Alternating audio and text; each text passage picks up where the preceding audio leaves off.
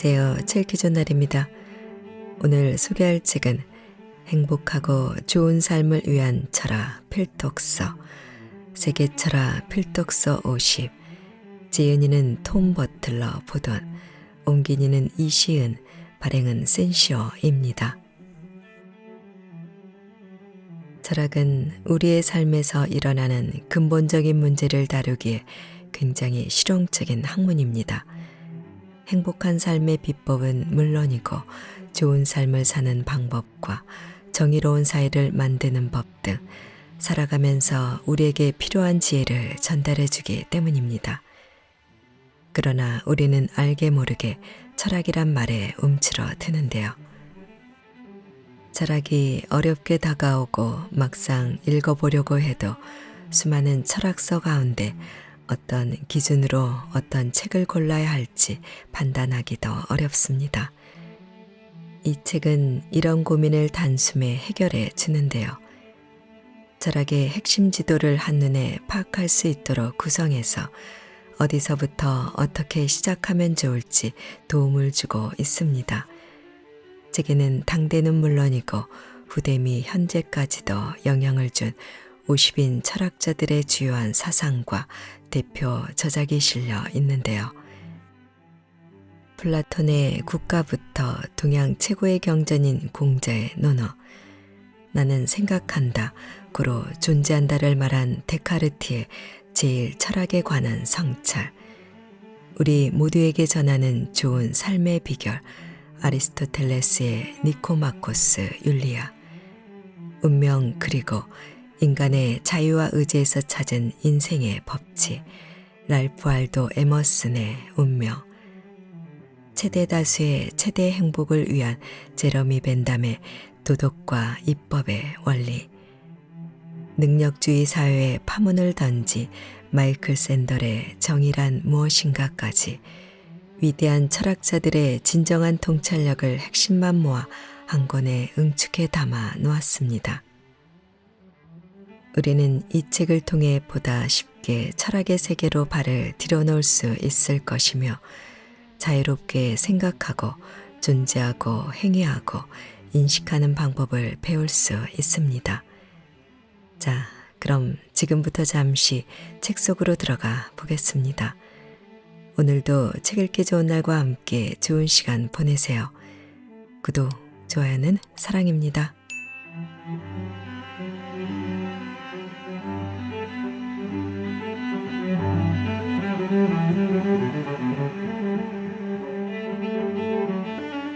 아들에게 그리고 우리 모두에게 전하는 좋은 삶의 비결.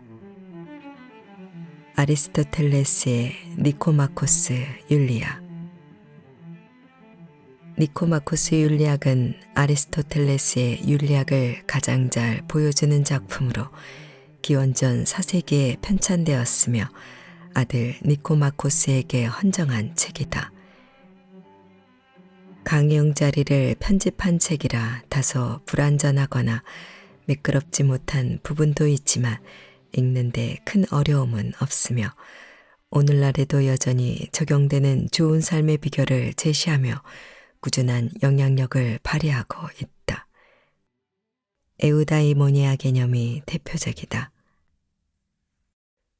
주로 행복으로 여겨지는 에우다이모니아는 현대 긍정심리학의 사조를 형성하기도 했으며 수많은 책과 강연에서 행복과 성공을 이루기 위한 요소로 언급된다.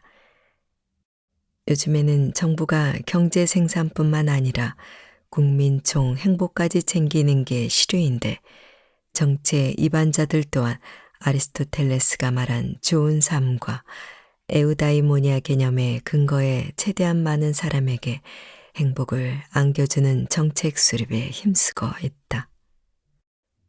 하지만 개개인의 행복에 관해 지침을 제시하려는 행동은 경계해야 한다. 아리스토텔레스의 주장처럼 모든 사람은 저마다 다른 잠재력을 실현시키며 각기 다른 경로를 통해 좋은 삶에 이르기 때문이다. 또 행복은 그 자체로 목표라기보다는 우리 스스로에게 의미 있는 일들로 삶을 채워가는 과정에서 저절로 따라오는 것으로 봐야 한다.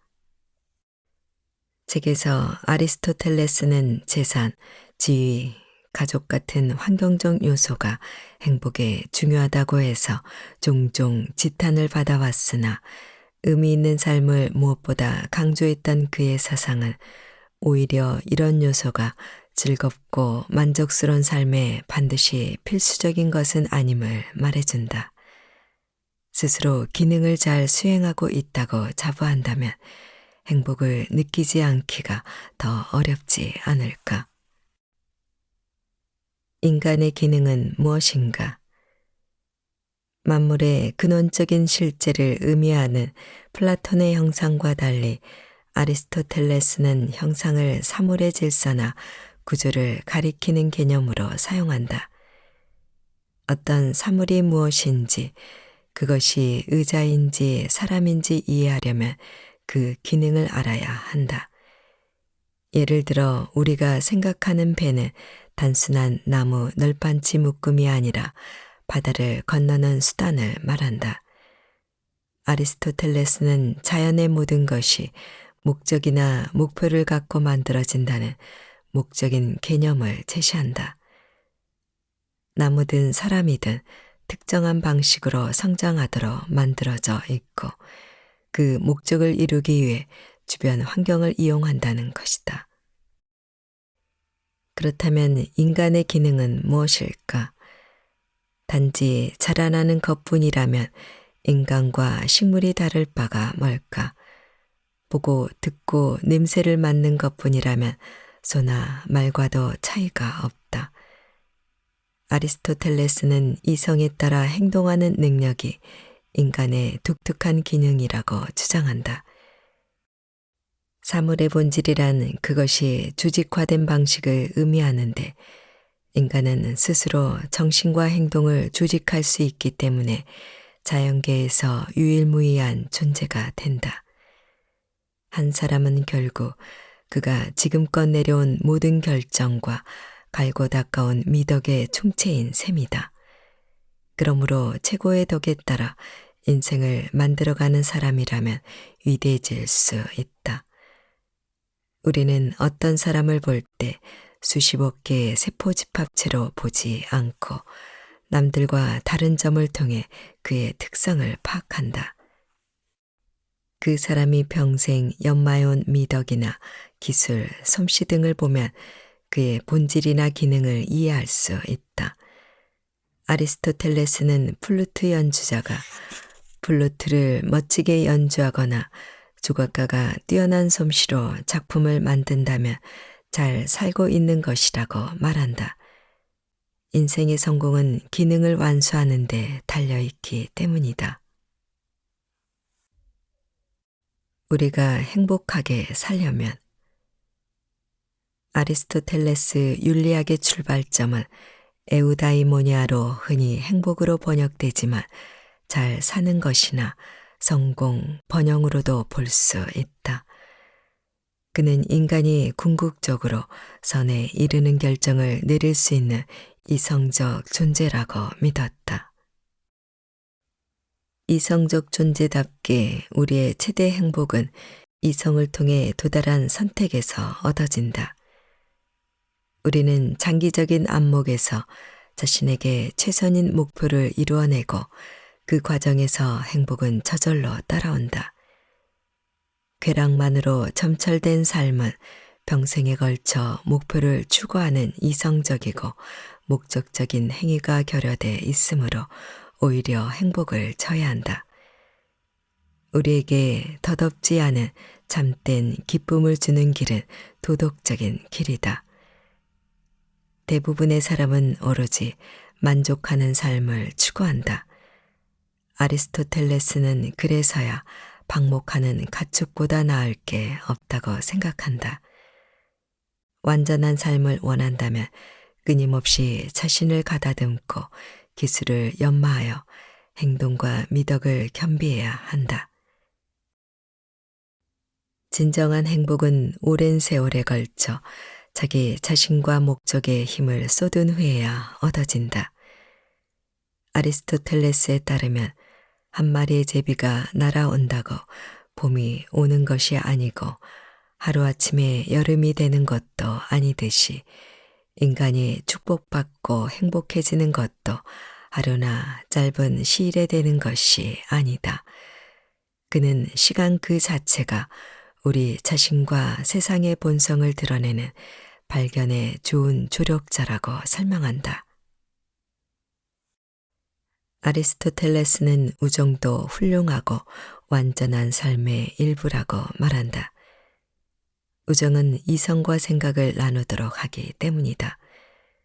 우리는 이성적이고 건설적인 행동을 통해 친구들이 각자의 목표를 달성하도록 돕고, 그러는 과정에서 우리 자신의 이성적인 자질 또한 확대되어 자연스레 행복해진다. 이 원리는 우리가 사는 공동체나 도시에도 적용된다. 공동체나 도시의 발전을 위해 힘쓰는 과정에서 자연스레 우리의 이성적 능력이 강화되어 행복도 늘어나는 것이다. 아리스토텔레스는 공부도 행복의 중요한 원천으로 본다.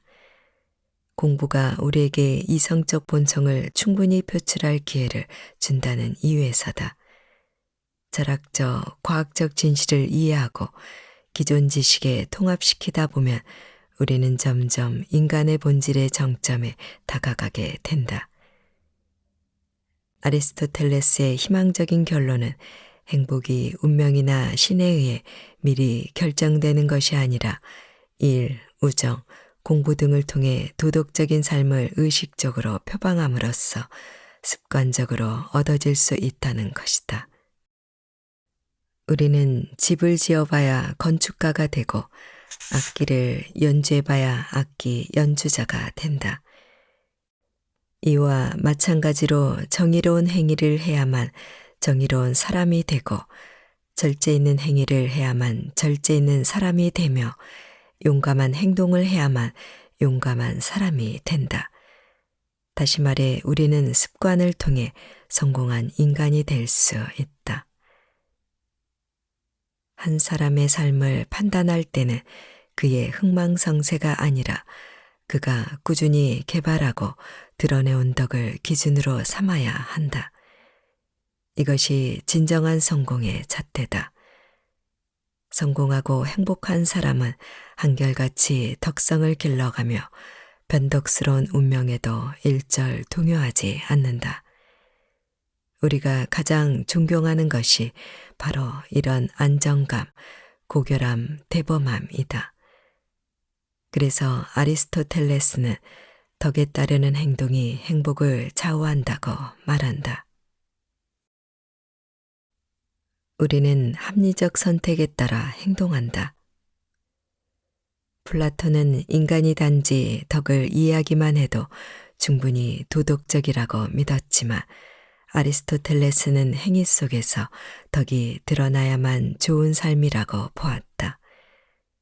올림픽 경기에서 승리의 월계관이 가장 멋지고 강한 사람을 위한 것이 아니라 일단 참가한 선수들을 위한 것인 듯이 참가자들 중에서 승자가 나오므로 인생에서도 고귀하고 선한 모든 사람들 중에서 오직 올바르게 행동하는 사람만이 실제로 승리를 거머쥔다. 아리스토텔레스는 자발적인 행동과 비자발적인 행동을 구분한다. 어린아이와 동물은 자발적으로 행동할 수는 있어도 이성이나 사고 능력이 부족하므로 실질적인 결정을 내리지는 못한다. 반면 성인은 신중히 생각해 결정할 수 있으므로 이런 능력을 올바르게 사용한다면 예컨대 본능적인 욕구를 제어해야만 달성 가능한 목표를 추구한다면 스스로 인간으로서 제대로 살고 있다는 느낌을 받게 된다. 이성적인 존재라면 뭔가 가치 있는 일을 해내는데 주력하기 때문이다. 우리는 무언가를 바랄 수는 있지만 그것을 얻으려면 특정한 행동을 취하기로 결정해야 한다. 마찬가지로 우리가 무언가를 믿을 수 있어도 우리의 성격을 형성하는 것은 어쨌든 행동이다. 아리스토텔레스에 따르면 자제력이 없는 사람은 욕구나 쾌락에 따라 행동하지만 자제력이 있는 사람은 반대로 욕망이 아닌 합리적 선택에 따라 행동한다. 한편 아리스토텔레스의 생산과 행위의 구분도 흥미롭다. 생산의 목적은 사물, 즉 우리 외부에 있는 물건에 있고 생산을 위해서는 기술을 사용하거나 능숙하게 기계를 조작해야 한다. 그러나 올바른 행위는 그 자체로 목적일 뿐 다른 어떤 것도 만들어낼 필요가 없다. 또한 생산은 그 기술에 따라 물건의 품질을 좌우하지만 행위는 그 가치에 따라 더 좋거나 나쁜 인간을 만든다. 그러므로 행위가 더 순수하고 고귀하다. 이렇게 생산과 행위를 구분하던 아리스토텔레스의 시각은 사회적으로 상류층에 속했던 그의 지혜에서 자유롭지 못하지만 오늘날에도 시사하는 바가 있다. 한나 아렌트가 인간의 조건에서 지적했듯이 현대사회에서 우리는 우리 자신을 생산자 겸 소비자로 생각한다. 그러나 우리는 생산 또는 소비하려고 존재하는 것이 아니라 우리의 공동체와 사회에 기여하기 위해 존재한다. 면목상 인간의 덕을 다루는 책인 니코마코스 윤리학이 우정과 시민의 책무에 그토록 많은 지면을 할애한 이유도 바로 여기에 있다. 운명 그리고 인간의 자유와 의지에서 찾은 인생의 법칙. 랄프 알도 에머슨의 운명.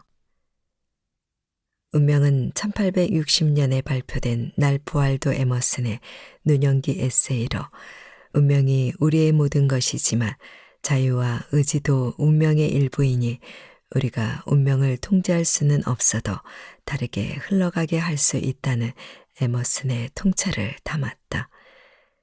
그런데 우리가 운명을 살펴보기 전에 함께 살펴봐야 할 작품이 있으니 바로 에머슨이 장년기에 쓴 자기 신뢰다.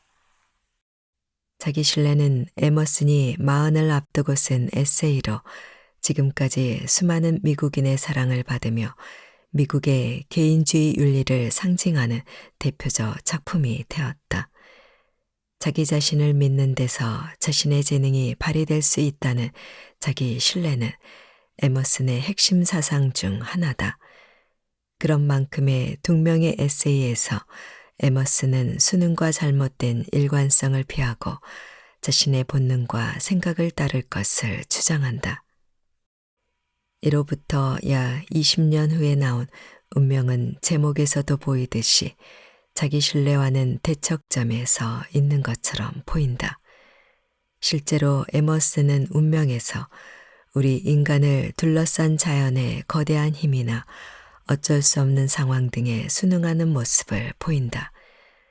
어떻게 보면 개인의 힘에 관해 거침없는 의견을 피력했던 과거의 젊은 자신한테 내미는 도전장처럼 보이기도 한다.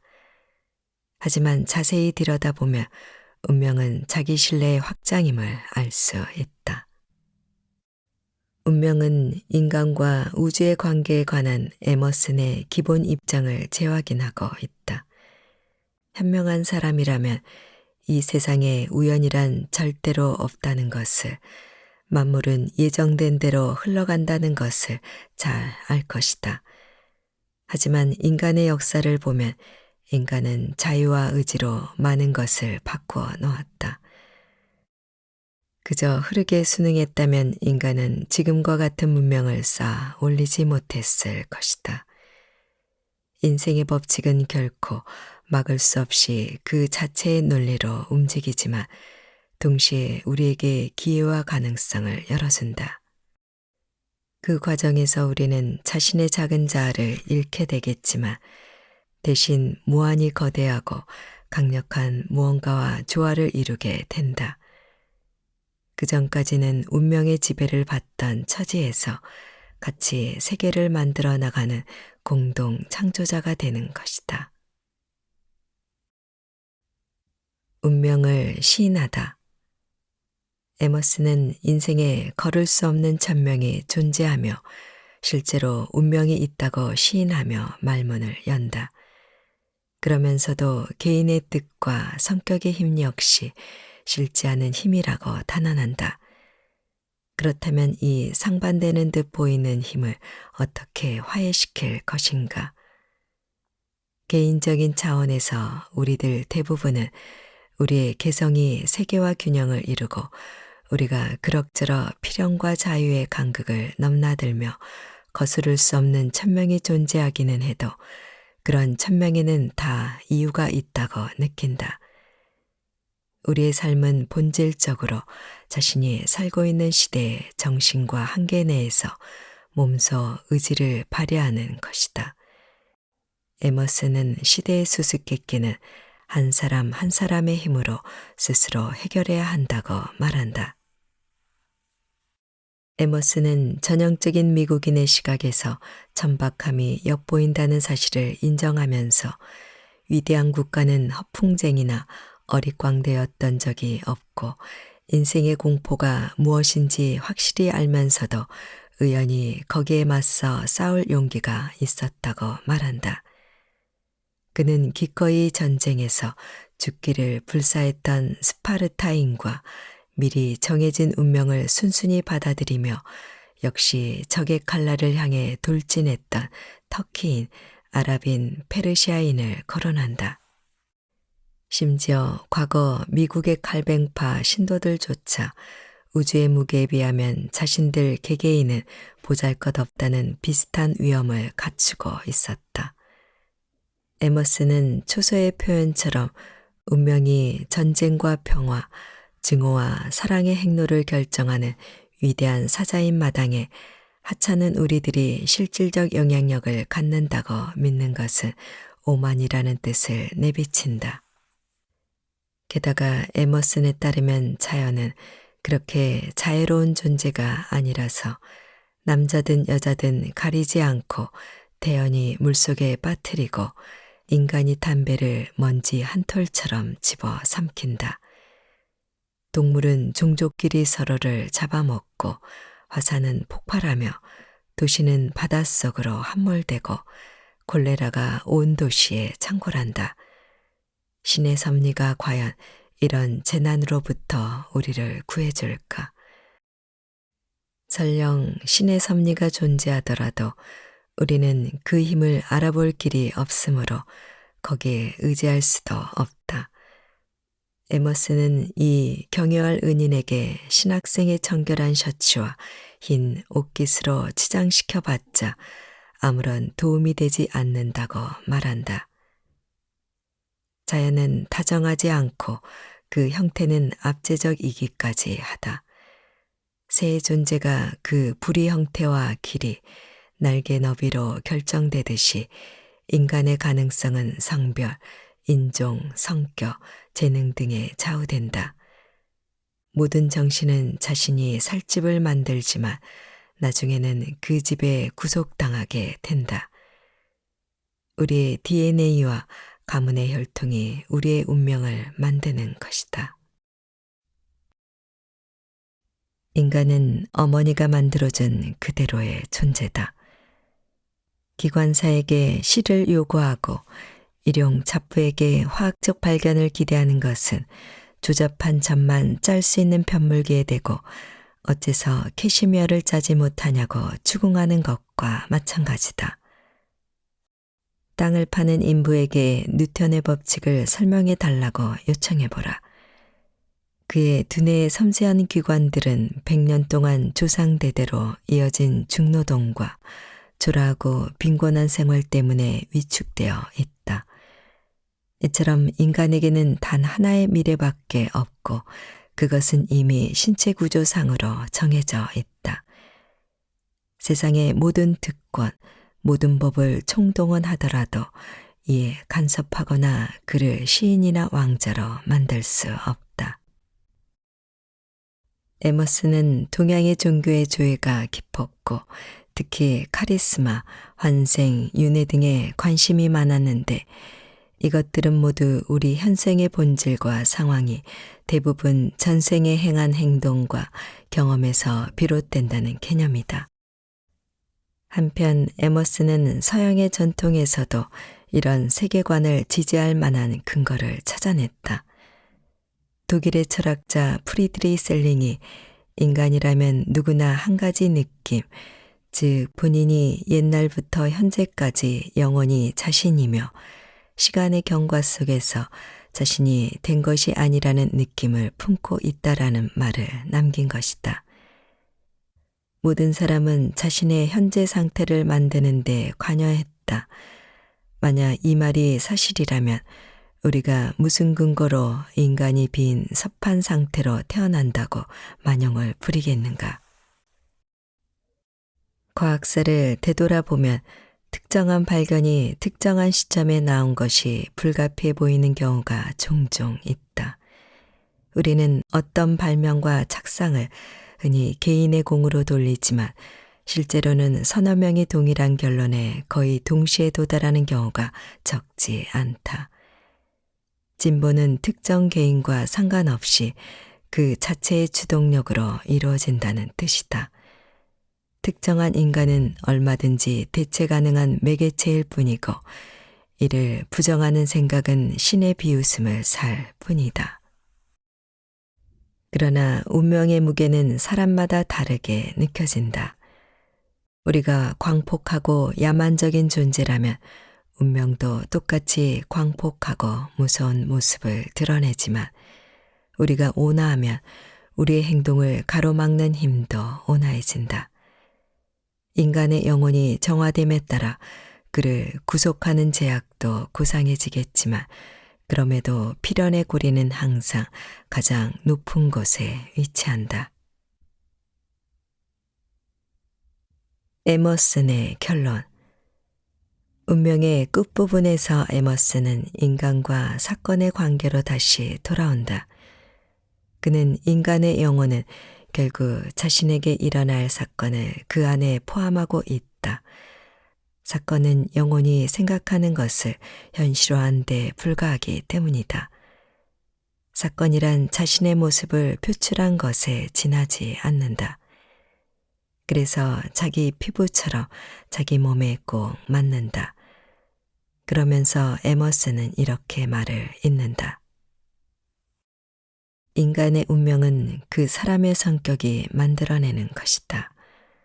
한 사람의 성장은 그의 야심, 그의 친구, 그의 행동 속에서 명확하게 표현된다. 그는 운명의 한 조각처럼 보이지만 실은 인간관계의 한 조각에 가깝다. 에머슨은 역사를 도로에서 서로를 밀치는 두 소년에 비유한다. 인간은 밀고 또 밀린다. 약한 사람은 환경에 의해 밀려나지만 현명하고 강한 자는 결코 끄떡도 안 할 듯한 대상도 언젠가는 움직일 수 있다는 것을 알고 세상에 자신의 생각을 아로새길 수 있다는 것도 안다. 에머슨은 이렇게 묻는다. 우리가 지금 살고 있는 이 도시도 어떤 한 사람의 의지에 굴복한 잡다한 물질의 집합체에 불과하지 않은가? 화강암이 아무리 저항을 하더라도 인간의 손이 훨씬 강하기 때문에 마음먹은 대로 이용할 수 있었던 것이다. 나는 어떤 사람인가에 대한 20년간의 깊은 탐구. 몽테뉴의 수상록. 수상록은 미셸 드 몽테뉴가 긴 지필 끝에 탄생시킨 저작으로 총 3권 107장으로 이루어져 있다. 자전적 성격의 길고 짧은 글들을 한데 모았으며 오래 쓰고 고친 덕에 시대상 변화에 따른 몽테뉴의 사상적 변화와 발전도 알 수 있다. 20대 초반부터 법관으로 일한 몽테뉴는 37살인 1570년 은퇴를 선언하고 책을 집필하기 시작해 1580년에 초판본 2권을 출간했다. 이후 여행도 하고 보르도 시장도 지내면서 틈틈이 개정판을 냈다가 1586년 보르도 시장을 그만두고 난 후 초판본을 대폭 수정하고 원고를 추가해 1588년 총 3권으로 된 개정 5판을 출간했다. 몽테뉴의 명제는 나는 무엇을 아는가 였다. 그는 노년의 시작으로 여기던 42살에 이 글귀가 새겨진 메달도 제작했다. 그는 스스로에게 물었다. 내게 지식이 있다면 그 근거는 무엇인가? 내가 나 자신이라고 부르는 이것은 무엇인가? 나는 단지 끊임없이 스쳐가는 감정과 생각에 불과한가? 아니면 보다 실체가 있는 존재인가? 이렇게 사색과 글쓰기로 자신에 관해 탐구해 보기 위해 몽테뉴는 시도라는 의미의 단어 에세를 책의 제목으로 사용했다. 몇 번이고 개정판을 낸 데서도 알 수 있겠지만 수상록은 당대에도 상당한 인기를 끌었고 수상록을 흉내낸 책들도 꽤 많았다. 이러한 형식의 글쓰기는 후대에도 영향을 미쳐 셰익스피어, 파스칼, 에머슨, 니체 등이 영감을 받았고 프랜시스 베이컨은 아예 동명의 제 에세이를 집필하기도 했다. 오늘날 우리가 말하는 에세이라는 장르는 이렇게 탄생했다. 몽테뉴는 자전적 성격이 강한 이 책이 자기 미화로 치닫지 않도록 노력한다. 서문에서 몽테뉴는 이렇게 밝힌다. 이 책이 세상 사람들의 호의를 사기 위한 것이었다면 나는 좀 더 나 자신을 잘 꾸미고 조심스레 검토해서 내보였을 것이다. 그러니 모두들 여기 생긴 그대로의 자연스럽고 평범하고 꾸밈 없는 나를 보아주기 바란다. 왜냐하면 내가 묘사하는 것은 나 자신이기 때문이다. 수상록에는 냄새, 아이들에 대한 아버지의 애정, 옷 입는 습관, 상상력, 사귐, 식인종 등 별난 주제의 글들이 많이 실려 있다. 여기에서는 몽테뉴의 세계관을 압축하고 있고 이후의 문학가나 사상가들에게 영향을 미친 몇 편의 에세이를 중심으로 살펴보겠다. 허영이라는 인간의 약점. 가장 긴 에세이인 교만에 대하여는 아마도 이 책의 최고 작품으로 다음과 같이 요약될 수 있다. 공적으로나 사적으로나 가장 그릇된 사상을 품고 키우게 되는 원인은 사람이 자신을 높이 평가하는 데 있다고 본다. 몽테뉴는 과학자들을 그다지 좋아하지 않았고 확실성을 가장하는 태도는 특히 못마땅해 했다. 수성의 띠에 걸터 앉아서 하늘을 멀리 내다보는 자들. 그들은 나를 골탕 먹이고 있다. 몽테뉴는 자신의 인간 연구에 의하면 인간은 가장 기초적인 문제조차 잘못 생각할 때가 많은데 어떻게 그들이 설명하는 나일강이 불어나고 줄어드는 원인은 확실하다고 믿을 수 있는지 의아해했다. 또 자신에 관해서도 그토록 번번이 예상이 빗나가는 우리가 어째서 우주에 관한 우리의 사실만은 절석같이 믿어야 하느냐고 반문한다. 몽테뉴는 자신이 쓴 어떤 글도 흡족하지 않고 다른 사람들의 호평도 위안이 되지 않는다고 고백한다. 그는 재미있는 이야기나 소소한 잡담에 끔찍히 서툴렀고 연설이나 주장도 잘 못했다. 그의 산문은 단조롭고 몸이 건조하며 플라톤이나 크세노폰 같은 기교라곤 눈꽃만큼도 없다. 몽테뉴는 키가 작았는데 그것도 고위직에 오르려는 사람에게는 결점이라고 본다. 훌륭한 외모에서 풍기는 위엄과 존재감이 부족하기 때문이다. 그 외에도 그는 테니스, 레슬링, 동물조련 등의 기술이 부족하다. 또 직업관에 대해서는 이렇게 말한다. 나는 선천적으로나 후천적으로나 극도로 게으르고 내 멋대로다. 힘들게 일하느니 차라리 내 피를 뽑아줄 것이다. 그는 자신의 기억력이 너무 나빠서 세 줄의 시구를 외자면 3시간은 걸린다. 하인들의 이름조차 기억할 수 없다고 토로한다. 시골 땅을 물려받기는 했어도 재정관리에는 젬병이고 곡물의 차이도 분간하지 못하며 빵을 만들려면 누룩이 필요하다는 사실도 모르고 지내다가 남들 앞에서 망신당한 것이 불과 한 달도 안 된 일이라고 털어놓는다. 종합적으로 몽테뉴는 이렇게 쓴다. 어느 누구라도 내가 나를 평가하는 것보다 더 자기 자신 또한 나를 박하게 평가하기란 어려울 것이다. 나는 가장 속되고 천한 결함을 가졌지만 그런 것을 떳떳지 못하게 숨기거나 변명해 본 적은 없다. 그러나 자신의 무지와 결함을 충분히 인정하면서도 그는 나에 관해서 무슨 말을 하더라도 나를 있는 그대로 보여주는 이상 나는 내 할 일을 하는 것이다 라고 말하며 자신에 관해 진정한 사실을 밝혀낼 수 있기를 희망한다. 결국 그에게 마지막으로 남은 것은 그의 판단력 또는 이성뿐이다. 의외로 몽테뉴는 자신의 이런 능력을 높이 평가하고 있었던 듯한데 그것조차 허영의 근원임을 곧바로 시인한다. 우리는 다른 사람의 용기나 체력, 경험이나 민첩성, 미모 등의 장점은 쉽사리 인정해준다.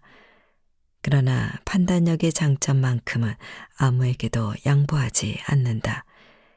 그의 관찰에 따르면 우리의 교만에는 2가지 측면이 있는데 자기를 높이 평가하는 일과 남을 충분히 존경하지 않는 일이다. 이제 가면은 필요 없다. 보통 결단력 있는 행동을 남자답다고 여기기 때문에 우리는 자신의 우유부단함을 인정하는 몽테뉴가 정말로 자신을 있는 그대로 드러내고 있음을 깨닫게 된다. 그는 페트라르카의 솔직한 말을 떠올린다. 내 속마음은 옳다고도 그르다고도 말할 수 없다. 몽테뉴는 자신의 입장을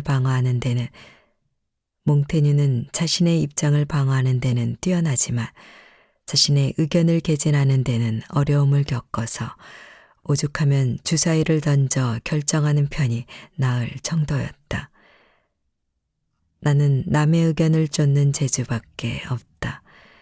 그리고 군중이 하는 대로 쉽게 이끌려 간다. 나는 스스로 사람들을 주의하거나 지도할 능력이 있는지 확신이 안 선다.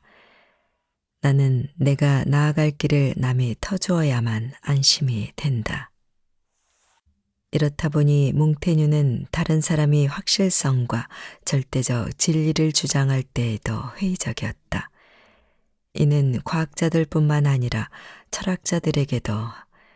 철학자들에게도 해당되는 이야기였고 여기에서 그는 수상록을 저술하게 된 동기를 밝힌다. 사람이 가면을 쓰고 자신을 숨기고 다니면서 있는 그대로의 자기를 감히 내보이지 못하는 것은 노예처럼 비겁한 짓이다.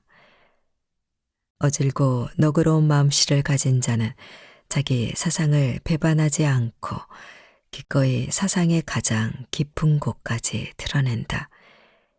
이것은 완전히 좋거나 적어도 완전히 인간적인 일이다.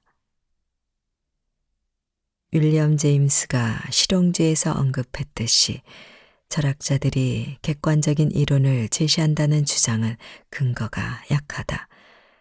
철학은 대개 한 사람의 기질을 확장한 것에 불과하기 때문이다. 몽테뉴 역시 객관적인 과학과 철학이 실은 인간 정신의 투사에 그칠 때가 많고 개인적인 견해를 감추려 노력하는 것은 뭔가 감출 것이 있다는 의미임을 간파했다. 몽테뉴는 정치 생활에서 성공하기 위해 온갖 곤모술수와 거짓말에 능해져야 한다는 마키아벨리의 가르침에 비판적이었다. 부정한 이유로 얻은 초기 성과에는 언젠가 반드시 손실이 뒤따르게 마련이라고 생각했기 때문이다. 대신 그는 선보다 더 인기 있는 것은 없다는 키케로의 말을 인용한다. 몽테뉴는 책략을 짜고 거짓말을 일삼으며 남에게 아첨하는 사람보다는 차라리 자신의 심중을 그대로 드러내는 요령없고 따분한 사람이 되는 편을 선호했다. 자아라는 존재.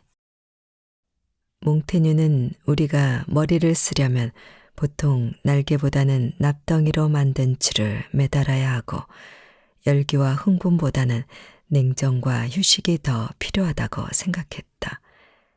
평소 우리는 끊임없이 욕망과 동요가 일렁이는 상태이기 때문에 스스로 땅에 발을 붙이고 사물을 있는 그대로 바라보아야 한다. 그러려면 사색이나 명상이 가장 바람직하고 명상은 자기를 보살펴서 힘차게 일할 줄 아는 자에게는 강력하고 충만한 공부가 된다는 것이 그의 설명이다. 인간의 주된 재능은 적응력과 융통성이다. 인생 자체가 불공평하고 불규칙한 마당에 자기의 엄격한 정신적 습관을 고수하는 것은 자기 자신의 노예가 되길 자처하는 어리석은 짓이다. 몽테뉴는 최고의 정신은 가장 다양하고 유연한 정신이라고 말한다. 수상록은 끊임없이 자아라는 존재의 덧없고 변덕스러운 속성을 환기시킨다. 서적에 대하여에서 몽테뉴는 인간이 나이를 먹을수록 평온을 얻기 때문에 지식과 지혜가 늘어난다는 생각을 일축한다. 나는 언젠가는 일부 객관적인 지식이 생길 테고 어쩌면 과거에 이미 그것을 설명하는 글귀를 우연히 발견했을 수도 있는 일이다. 그러나 나는 완전히 잊어버렸다. 나는 글을 좀 읽었다고는 해도 기억력은 아주 약한 사람이다. 몽테뉴는 결국 자신이 할 수 있는 모든 것은 현재 시점에 자신이 알고 있는 듯한 것을 말하는 일뿐이라고 말한다. 그는 결코 모든 것을 알겠다는 희망조차 품지 않는다. 그에게는 열심히 일하지 않고 즐겁게 사는 것이 더 중요하다. 그가 책을 읽는 것은 오로지 즐거움을 얻기 위해서고 만약 두껍고 진지한 책이라면 그만큼 자기 이해나 잘 살고 죽는 법을 더 명확히 제시할 수 있어야 한다. 몽테뉴는 여러 대목에서 자기 모순에 빠지지만 이것을 딱히 약점이라고 볼 수는 없다. 월트 히트먼이 몇 세기 후에 노래하듯이 나는 거대하다. 내 안에는 수많은 사람들이 들어있는 그런 자아라면 만물을 시시각각 다르게 볼 테니 말이다. 내 안으로 들어가려는 시도. 신중히 구축한 세계관이 없다는 이유로 일각에서는 몽테뉴가 철학자가 아니라고 주장한다. 하지만 그렇게 거대한 철학 체계나 이론적 체계를 혐오하며 당대의 과학과 종교의 확실성에 의문을 제기했기 때문에 그는 대단히 현대적인 유형의 철학자가 되었다. 예를 들어 자유의지의 문제에 있어 그는 교회의 교리를 벗어던지고 우리가 완전한 우주의 일부라는 스토아파의 입장을 취한다. 또 후회에 대하여에서는 왜 무엇이든 후회하는 편이 타당한지를 묻는다. 우리의 정신은 과거나 미래를 통틀어 모든 사물의 질서를 전복시키지 않고는 바람으로든 생각으로든 그 속에 점 하나도 움직여 놓을 수 없다. 이런 세계관을 가진 만큼 몽테뉴는 당연히 자신을 너무 심각하게 받아들일 수도 없었고, 그런 과정에서 대부분의 사람들이 스스로에게 하는 거짓말로 피해갈 수 있었다. 그는 두 명의 철학자 데모크리스토와 헤라클레이스토스를 비교한다. 전자는 인간의 삶에 대한 조소와 풍자적 시각으로 유명하지만 후자는 우는 철학자로 불릴 만큼 인간의 처지를 향한 연민과 동정이 깊었다. 몽테뉴는 데모크리스토스의 입장을 지지하는데 인간은 죄나 공통을 담는 그릇이기보다 한낱 어리석음으로 가득한 존재이므로 조롱거리로 삼아야 옳다고 본 것이다. 우리는 아기보다도 무의로 가득 차 있다고 그는 말한다. 그러나 회의주의와 숙명론은 방종한 삶의 변명이 되지 못했고, 그래서 몽테뉴는 열정과 극단주의를 피함으로써 몽테뉴의 메달 반대쪽에는 자제라고 새겨져 있었다. 자유롭게 명상과 사색을 추구해가며 자신과 타인, 세상을 조금이나마 밝혀낼 수 있을 만한 행동을 실천에 옮겼다.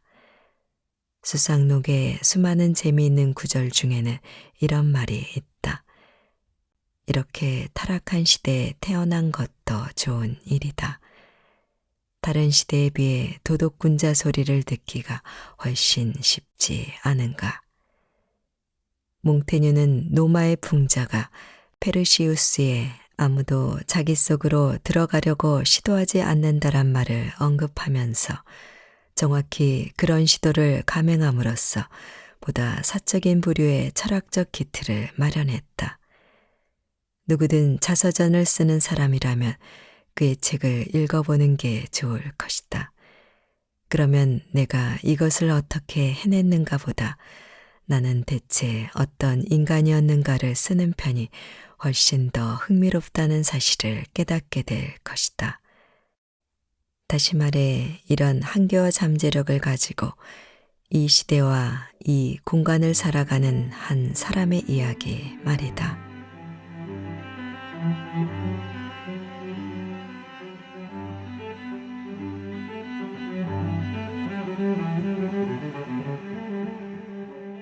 책 읽기 좋은 날 오늘은 세계철학 필독서 50을 보내드렸습니다. 감사합니다.